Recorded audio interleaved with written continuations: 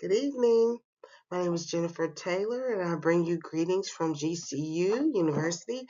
I am a graduate student in secondary education, soon to have my master's degree, and I'm so excited. I want to talk to you tonight about understanding Arizona's approach to English learner instruction. Let's go ahead and jump right in. Okay, first I want to tell you what an English learner is, and EL is short for English learner. I just want to tell you that first. In Arizona, an English learner or EL student is a student whose primary language is not English and who needs support in developing, English language skills. These students are identified through the Arizona English Language Learner Assessment, or Azella. I think y'all like that name better, which helps determine their level of English proficiency. For example, if a student speaks Spanish at home and struggles with understanding or using academic English, they would be classified as an EL and placed into an appropriate support program to help them succeed, which is amazing to know. Next, I want to talk to you about the demographics and home language composition. Okay, Arizona has a very diverse population of English learners. Most ELs in the state come from Spanish-speaking homes, but there's also a growing number of students who speak languages such as the Navajo language, Somali, Arabic, and other languages. It's important to remember that EL students are not all the same. That is definitely important. That will help you out to go ahead and know that up front. They come from many different cultural and linguistic backgrounds. Because of where Arizona is to Mexico, Arizona has one of the highest EL populations in the country, which greatly influences how it approaches instruction and support for our students. Now we'll talk about structured English immersion versus sheltered English instruction.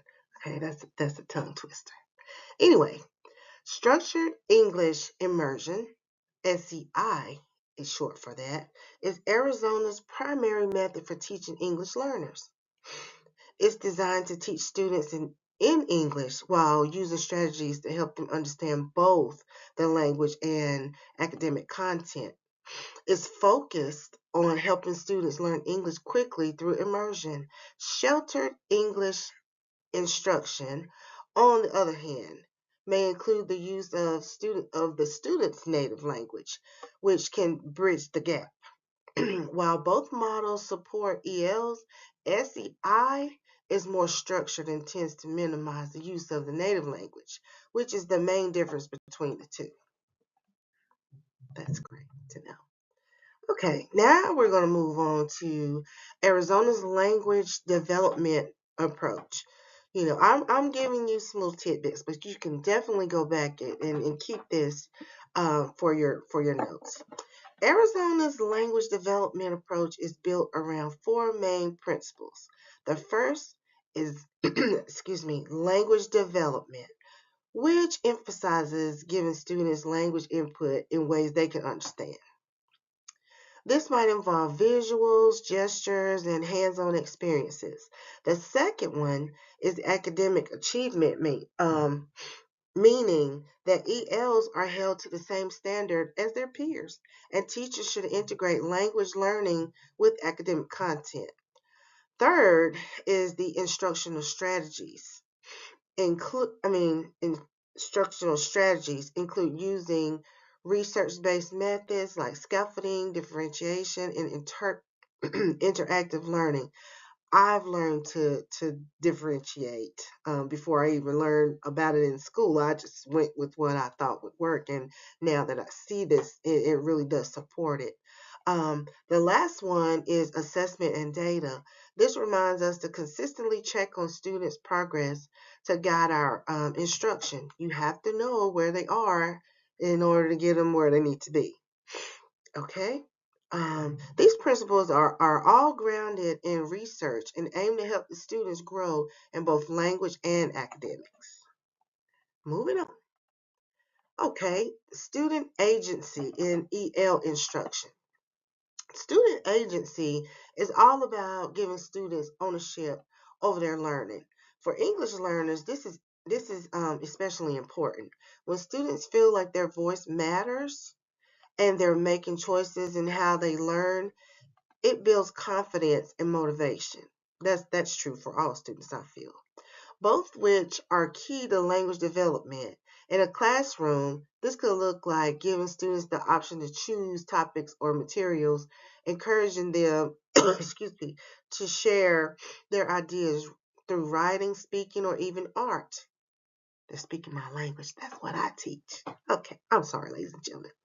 In an art class, for example, allowing students to explore themes from their own culture or background through their artwork helps build that sense of connection and voice. I love that. It really does work. They're more invested when, you can let them pick what they want to do. The SEI models in Arizona, let's talk about that right quick. Arizona offers several different SEI models to meet the diverse needs of the English learners. The newcomer program is designed for students who are new to the country and have little or no English. The pull-out program allows students to leave their regular class for a part of the day to excuse me, receive focused English instruction in the 2-hour model. Students receive 2 hours of targeted English language instruction daily. That is amazing. Then there's the 50-50 dual language model, which offers instruction in both English and the student's native language. This requires a parental waiver. Each of these models supports the students in different ways depending on where they are in their English learning journey. During my observation for this class, I have been going to the ESL classroom, and I am amazed at what the teacher is doing there and how he's delivering everything. He had students in there from Africa, Spanish speaking places, and I was in awe just watching him do everything that needs to be done to teach these students, and it's pretty rigorous in there. And he told me about the different tests that they have to take. So, coming here is not an easy task for these kids. We're moving on. Okay. EL program eligibility in Arizona. No, let me back up. The last slide that we were talking about reminds me a lot of um, students who have the special education piece. That's the same as the special education with their language barrier. So I think that is so important to have in place. So like I said, we're moving on. EL program eligibility in Arizona. The first step in identifying EL students in the home language, is the home language survey. If a student's family indicates that a language, excuse me, other than English is spoken at home, the student takes the AZELA, we talked about that earlier, to assess their English skills. The AZELA looks at listening, speaking, reading, and writing to determine their proficiency level. Based on their results, students are placed in the appropriate program. They're reassessed regularly to check their progress. For example, a student who scores at the beginner level may start in a newcomer program and then move into a different model as they grow in their language in their language skills. That is also good. I've sat in meetings with different students um, with this same issue, and I've seen the parent. I've seen it all in action, and it's amazing just to be able to have that. Accommodations for the AZELA. When students take the AZELA, that's the test. They're eligible for accommodations to help ensure that their English skills, not their content knowledge, are being accurately assessed. These accommodations include extended time, bilingual dictionaries, testing in small groups or one-on-one, and simplified instructions. These supports are not about giving EL students an unfair advantage. They're about making the test more accessible so teachers can get the true picture of where they are in their language development. I've also seen that during testing. I had to be a test administrator, and I had to give out um, the dictionaries, and we had to pull them out for extra time. It was amazing to see. It's a little stressful on the teacher. You all know that. Okay, we're going to talk about parent rights in the EL services. Okay, parents and guardians play an important role in EL services. In Arizona, they have the right to refuse EL program placement, though this doesn't happen often. I wouldn't think it would. They're informed about the results of the AZELA assessment and can appeal decisions or ask questions about program options. Excuse me. They're also invited to participate in meetings regarding their child's language instruction. Arizona encourages active parent involvement to ensure that families are informed and feel supported in their child's education.